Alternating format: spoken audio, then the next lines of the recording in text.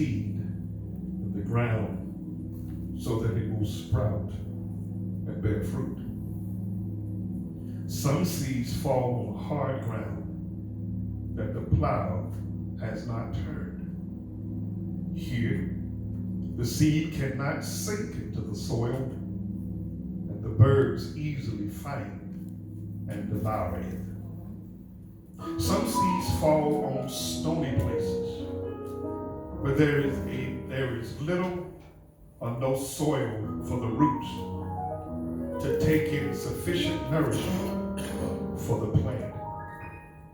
Initially, they appear to grow thicker because with less soil to grow through, it does not take them as long to reach the surface.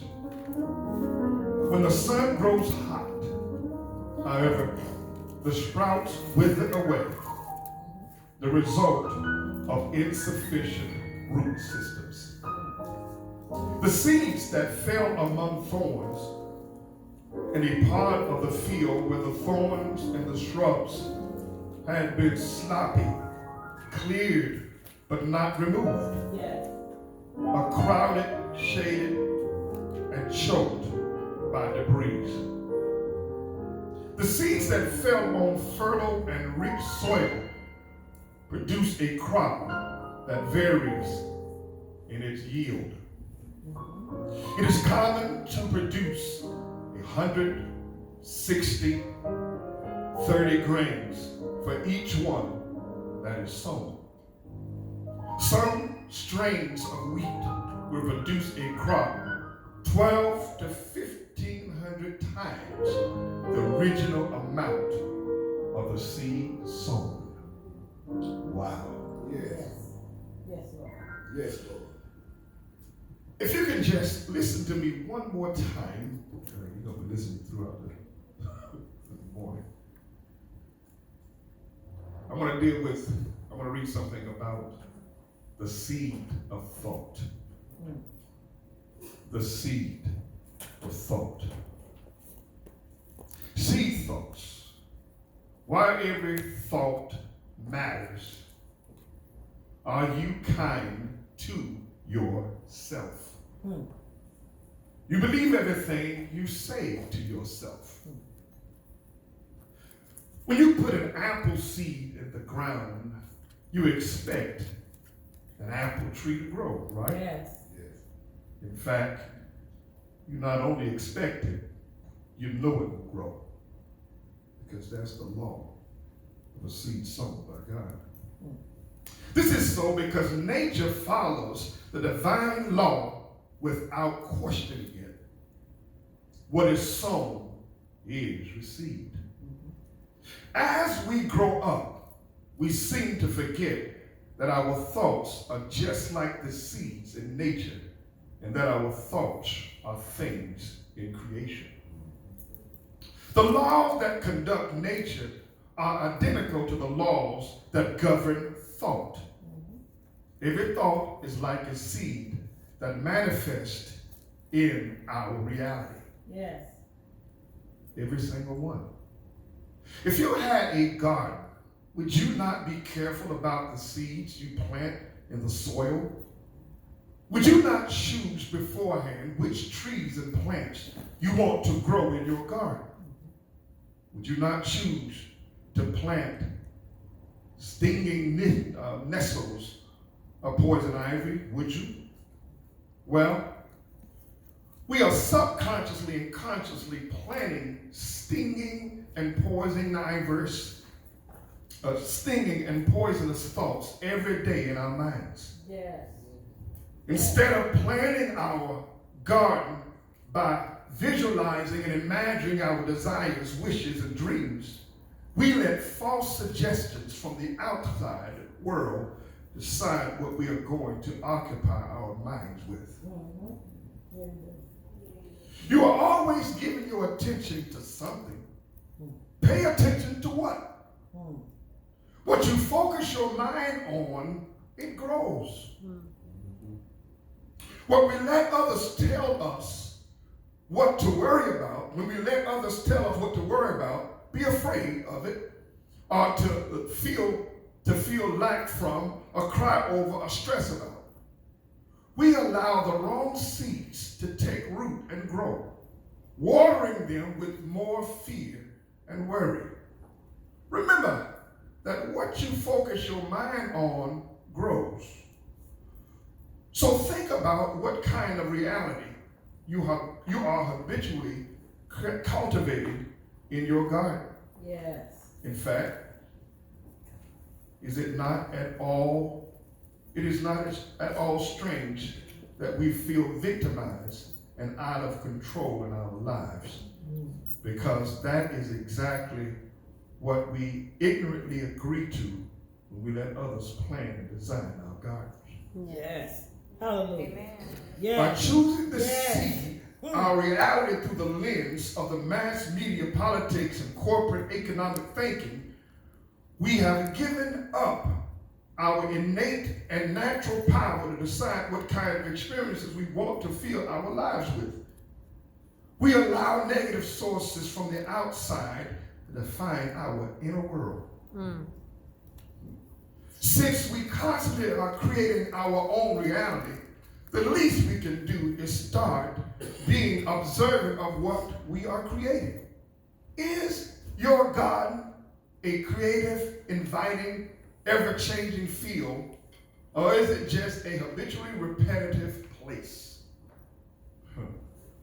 Are you kind to yourself? Can you relax in your garden? Is it a beautiful, luxurious oasis? Do you have time to enjoy your garden? How is love expressed there? What kinds of games are being played there? Are you the master of your thoughts? Be careful of what you allow into your mind. Yes. Because you believe everything you say to yourself. You are the one choosing what you think about and project into your reality. You are the one deciding what kind of reality you want to grow in your garden. Is it going to be your fears and worries, or your desires and your passions? Yes. You are here to explore the beauty of being a creative human being. You are here to explore your desires and joys. You are here to breathe and grow in your garden. Yes. By being consciously aware of your power to choose your thoughts and what you want to create. You can make this garden your own Eden. You are the gardener, so plant your thought seeds consciously. If you read Genesis, the first chapter, we're gonna get there. But think of this seed that God has given every one of us, George, as potential that God houses on the inside of us. Absolutely. That is connected to a law that cannot be changed because God is the one that set it in place. Yes. You ever notice that nature never disobeys God? Because nature is governed by laws and principles that God puts in place. He didn't give nature the will to choose. He gave nature the will and the ability to follow. Yes, sir. Go ahead. Now, the reason why he gave us the ability to choose is because he wanted us over the nature that he put in place that would only choose based on what we've chosen. All right. As given the power to do so. Go ahead. Yes, Lord. Go ahead, Jimmy. He did that in an example, George, in the book of Genesis when he birthed the world out of what was already in him based on what he wanted to see from a reality standpoint. Yes. Go ahead. Yes. Amen. Amen. So that meant that whatever he spoke was already in him, and it had to be the truth because it came from the right source. Yes. And the right source was, this is the reality that Genesis, the first chapter. And we're going to start reading at verse 1. Amen. Amen. Amen. Genesis 1. We're going to start at verse 1. It reads, in the beginning, God created the heavens and the earth. Now the earth was formless and empty. Darkness was over the face of the deep, and the Spirit of God was hovering over the waters. Amen. Amen. And God did what? Said, let there be light. And what happened? And it was so. Now, think about what I just read about a seed. The seed thoughts. Think about what I just read. What you speak to yourself is what you speak out of yourself that will become reality because of what's in yourself. Right. My Lord. That's right. Yeah. And what you speak is based on what you consistently feed yourself that is more important than what you are supposed to follow when it comes to the Word of God. Absolutely. Go ahead, Pastor. So that means that if God says that this is a direction that I want you to go in, He never explains to us what we have to go through to go into that direction. All He wants us to focus on is, I told you to go in that direction. Yes. Yes. So the seed thought that should be in you should be the only seed thought that God planted. Yes. Go into this direction. Yes. Right? Yes. Whenever, and God help me, whenever you are going in a direction that God has spoken you through the Word, the Holy Spirit hovers over you.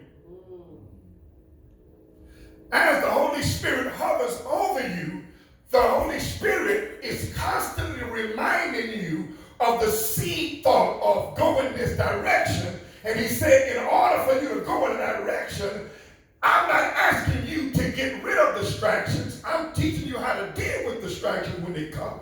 Yeah. Come on now. Because distractions, my brothers and sisters, will come. Yes, sir. Yeah. Not might, not maybe, will. Yes. And because they will, how am I to prepare myself emotionally? Sometimes you cannot prepare yourself emotionally, but you can prepare yourself spiritually by concentrating on the seed that God has planted in you and telling you, go in this direction. Yes. Now remember this about a seed. A seed has to take root in order for a seed to grow into the fullness of what it has been called to do. Come on, Pastor. But the problem is taking root. And when we go into those particular verses that we just read, some seeds fell here, some seeds fell there, some seeds fell there, some seeds fell there. Now the question is, you have to ask yourself, when God has planted a seed in you, where did that seed go? And what is it planted in? If it's something shallow, all that has to happen is something out of the ordinary, and the seed is plucked out. Yes. Come on now. Right? Didn't that verse say, some fell upon hard grounds, some fell upon thorny grounds, Yes. some fell upon all these different grounds, and these grounds are a representation of the soil, which is your heart and your beliefs, Yes. your trust, your fears, your worries. All of that is encompassed basically in your soul. And so when the seed has been, even as it's being spoken today, what are you mixing the seed with? All right And now. I'm going to tell you what you're mixing it with. You're mixing it with familiarity. Mm. You're mixing it with what you already know. And instead of receiving it as something new being planted, we mix it up with what we already know.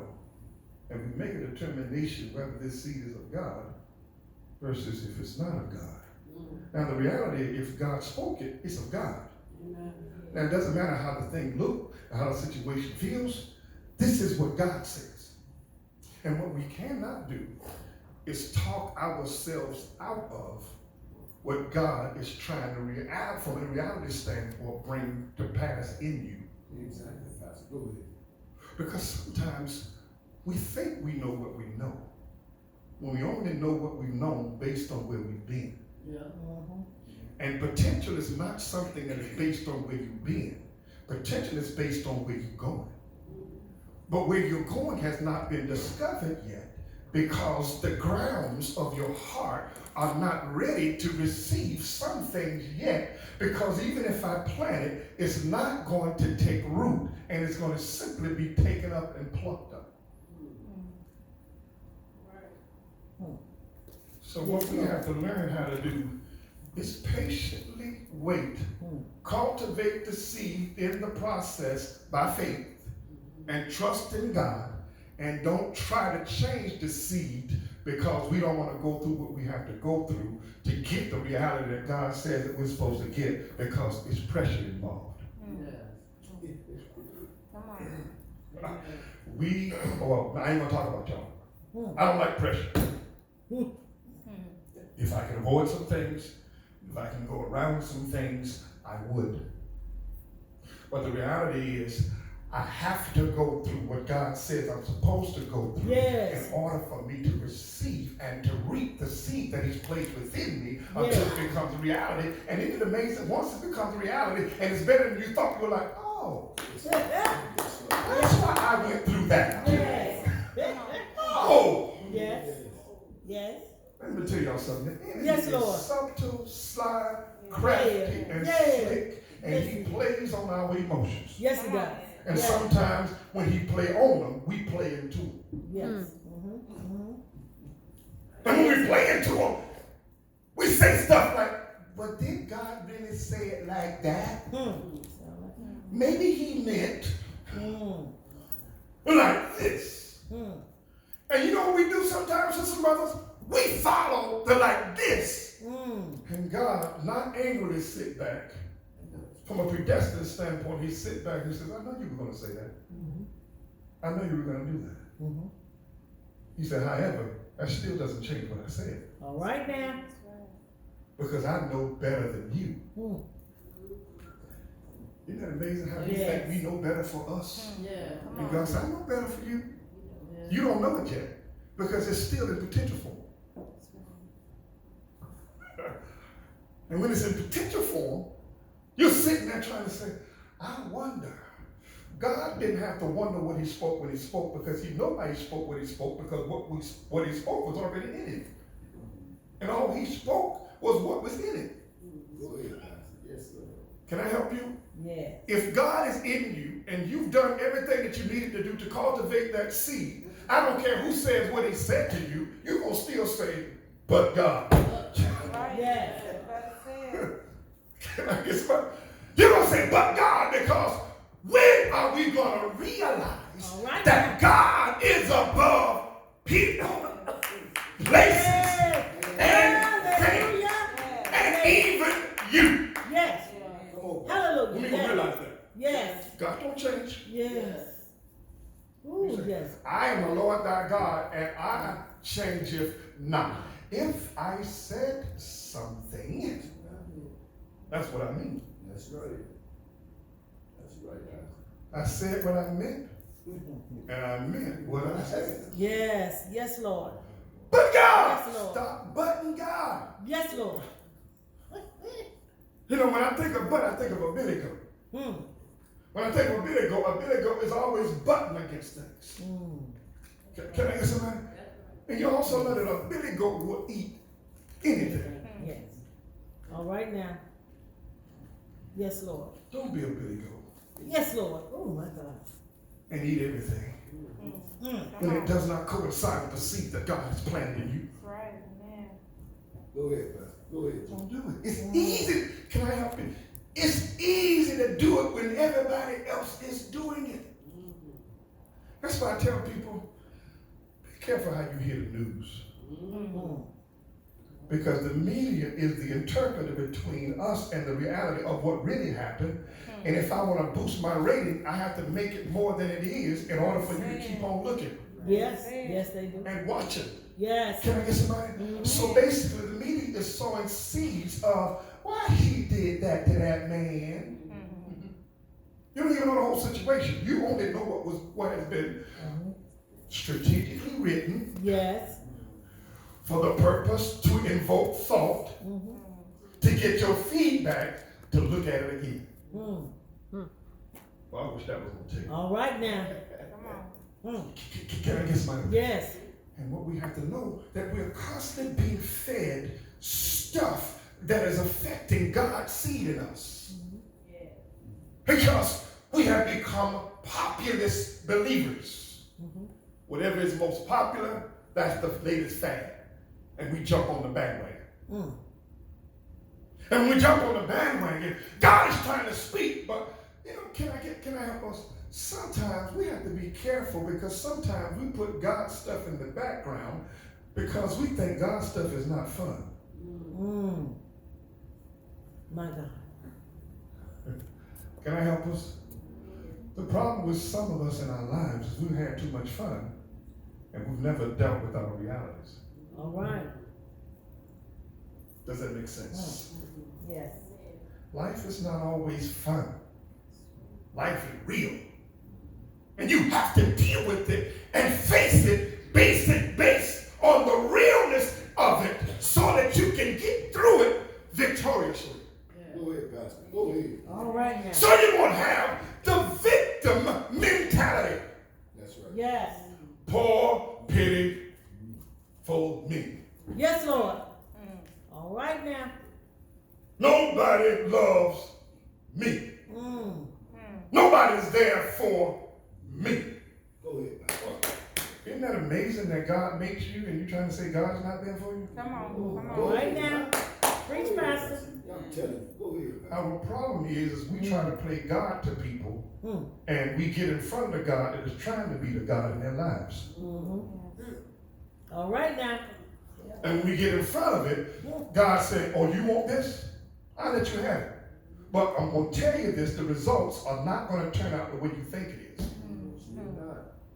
Because the seed that I have planted, I know the future of it. I know that when it is carefully cultivated and rightfully nourished, that it will bring forth the life that I said supposed to be coming in existence, and you're going to say, that's so. Because the Holy Spirit hovers over it. Yes. Do you know you ain't in this life by yourself? All right now. Have you accepted that yet? That you don't know but a little bit when you're in the center of something that is emotionally moving you? You don't know but a little bit. Yes, Lord. How do you know how do you feel? And God says, I know what I know. Stick to what I know. Yes, Lord. And stop trying to allow what you feel to dictate what I already know. I want you to think about that. Because when God knows it, He knows it. You know why God knows it? Because there is a law that is even in nature that says that if a proper seed is sown, cultivated correctly, it has to produce. Yes. Not might, it has to produce. Yes. Yes, sir. Yes. And if God said you're going to be successful, you have to be successful. Yes. Because that will make God a liar if not. Right now. And God said, I'm not a man that I should lie, Yes, neither the Lord. son of man that I should repent. Yes, Lord. When I say what I said, I know what I said, why I said it. Yes, Lord. And I know what time I said it. Yes. Now He said, stick with what I said. I know sometimes we second guess I said. Did God really say that? Because he said it. Why is this happening? Because it's supposed to. Yes. Can I have somebody? Yes, Lord. It is supposed to. Because there's another law called the enemy. Mm-hmm. The enemy comes to disrupt and to distract Yes. everything that God says. Yes. The thief comes to steal, to kill, and to destroy. Yes, he does. Yes. He's shooting with the Uzi. We got a BB gun. All right now. He's shooting to kill. We shooting for play. Oh, amen to that. Yes, it is. And I advise you that you get on your P's and your Q's and get into the Word of God so you can define your distractions. Come on, man. Oh, my God. That's the Jesus. Yes. Notice what he said. God said that Yes. the light was right. Yes. And God saw that the light was good. Uh-huh. And he separated the light from the darkness. Notice, he only put it in place when he saw that it was good. In other words, oh God, when it became good, it became a principle. When it became good, it became a law. And when he said it was good, it was a principle and a law, then now I can put it in place. The potential of light came out of God. God made it reality, so it is no longer potential. So in order for God to move on to what's next, he had to make sure that was in place. Yes. Mm-hmm. Yes. Yes. And now he had the potential of other things in him. Yes. So he spoke, it was, he put it in place. He spoke, it was, and he put it in place. He spoke, it was, and he put it in place. Yes. And you know what I found out, my sisters and brothers? This is how God even works through seed today. Yeah. From the beginning of time Yes. is a representation of how a seed works. Yes. Because he didn't put one thing in place until the complement of that other thing was in place to make the reality of what he wanted. All right now. Yes. In other words, why am I going to give the soil when I have not created the seed yet? Y'all get that? So that means that even in our lives, God won't put particular people, particular things in place until the seed that he's planted has become reality. Yes. And it has to go on the cycle of growth based on the cultivation of it. Yes. Yes. Yes. In other words, which come first? Chicken or the egg? The chicken, because the chicken has the seed to hatch the egg. All right In now. order to make another chicken. Yes. Yes. That's the law of God's nature. That's the law of the seed. That is the law of what God has put in place to bring about reproduction, which God is a God of reproduction and productivity. Yes. Yes. That means if you're not growing, you're not cultivating. All right. Come on. You're either not cultivating or the seed hadn't hit your soul yet. All right now. Come on. Right. That's good. It's been on your mind, but it ain't hit your soul yet. Your soul is your heart. That's the storage place of where thoughts are stored in order for them to continue to work.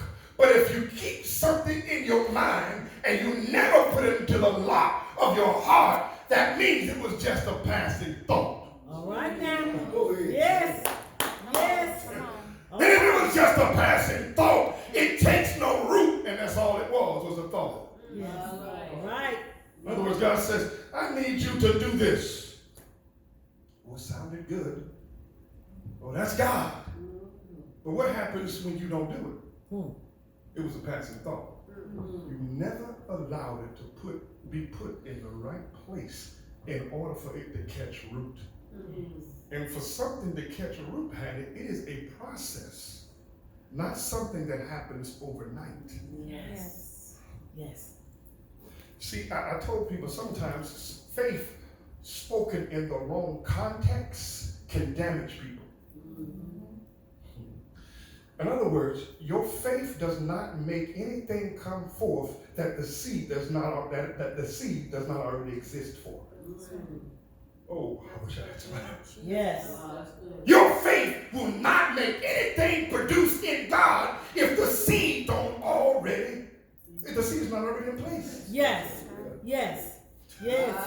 Hallelujah. Yes. And when the seed is in place, God says the cultivation of that seed is you believe in what you cannot see yet.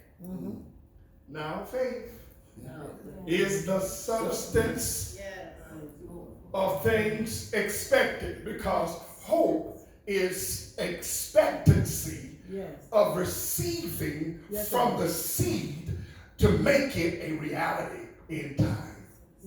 Go ahead, man. Yes. Go ahead. Oh my God. And so in time, the fullness of that seed, based on the cultivation of you, based on where the seed is planted, now will produce what God says it's supposed to produce based on why he gave it. Yes. Which means, I don't care how you get tired of doing what you do and it doesn't seem like people appreciate it, don't stop doing it because of people. Yes. Keep on doing it because that's the seed that God has. Yes. Yes. Yes. You keep doing what you do. Yes. Yes. Yes, Lord. And when you keep doing what you do, God will keep doing what he does. And when he keep doing what he does, now he can trust you with more stuff because he now knows that you have the right cultivating mindset in order for this seed to become a reality. Go ahead, Jimmy. Go ahead. Let's go. And oh my God, when that seed becomes a reality. Yes, sir. Woo! Do you know the joy that you experience when that seed becomes a reality outweighs what you had to do to cultivate that seed to become a reality? Yes. It goes beyond that. And when it goes beyond, it's like a mother who actually is pregnant with a child. There's pain in childbirth, but there's joy when the child is born. Yes. Yes. Yeah. So that child can be like an incubated seed that grows in the belly, that when it is time for it to come forth, it does come forth. And even though there may have been difficulties through the pregnancy, yet when the final push of labor is put forth, now the joy comes forth based on your desired expectancy. Yes. Look at my beautiful child. And what do you do with that child? You nourish that child. You basically, oh God, thank you. What you're doing is the child was the seed, and when the seed came forth, you nourish that seed so that seed can nourish another seed. Yes. And that seed can nourish another seed. Yes. In other words, you put the right seeds in your children. Guess what? It may not come up right now, but eventually it will come up if you put the right seeds. Yes, Lord. Hallelujah. Sometimes people don't like to labor over the seed. All they want is the gratification of what I want right now. Yes. Come on. Gratification Right now. is something that is shallow because it is only based on happiness and it's not based on knowledge. All right now. Come on. Yes. I can be happy if I used this morning. I called George. I said, "Where y'all at?" Did I say it like that? Yeah. I said, "Where y'all at?" Yeah. George said, "Pastor, we ain't coming back no more."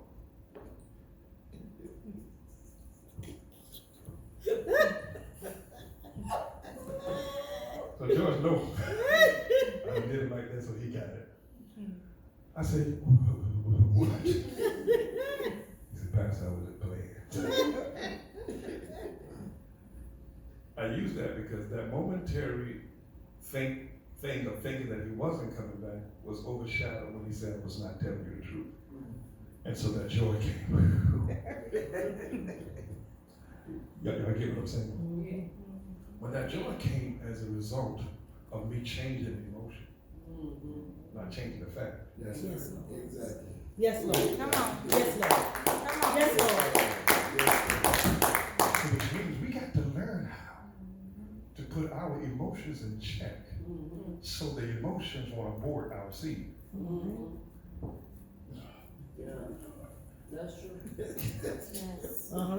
You can jump out of something. God said, I didn't tell you to jump out. All right now. Come on. I didn't change what I said. Yes, Amen. Amen. I didn't change what I said. I meant what I said when I said what I meant. Yes. Yes. But I need you to just follow. Yes. See, Joe, looking for paper down. Just throw white man. Y'all gotta know that story, but anyway. You ain't see him. Yeah. All right. Y'all, we about to go home, y'all. Y'all don't even know it yet. Listen. So remember, God said all these things. God put things in place, and He did put things in place until the next thing was to come forth in order for us. And this is how we know when God is in something. It is always producing. Get that? When you are growing, you are producing. Yes. When you are not growing, there's something wrong. But it's never something wrong with the seed. There's always something wrong with the one who's cultivating the seed. Or not cultivating the seed at all. Notice, can we go back to, let's go back to the verse that I was reading earlier about the seed falling on particular grounds. Okay, I'm going to read this from St. Luke, the 8th chapter, verses 11 through 15. And it says, the seed is the word of God. Those along the path are the ones who hear, then the devil comes and takes away the word of the seed from their hearts, so that they may not believe and be delivered or saved. Those on the rock are the ones who hear the word with joy. And they hear it when they hear it, but they have no root. Yes. They believe for a while, but in times of testing, they do what? Fall away. The seed that fell among thorns stands for those who hear. But as they go on their way, they are choked by life's own worries, riches and pleasures, and they do not mature. Yes. Now the question you have to always ask yourself, is the seed growing in me, or is bitterness growing in me? Do you know that you can be young and energetic, but become old and bitter? And you become bitter because you weigh out circumstances, but you never weigh out progression.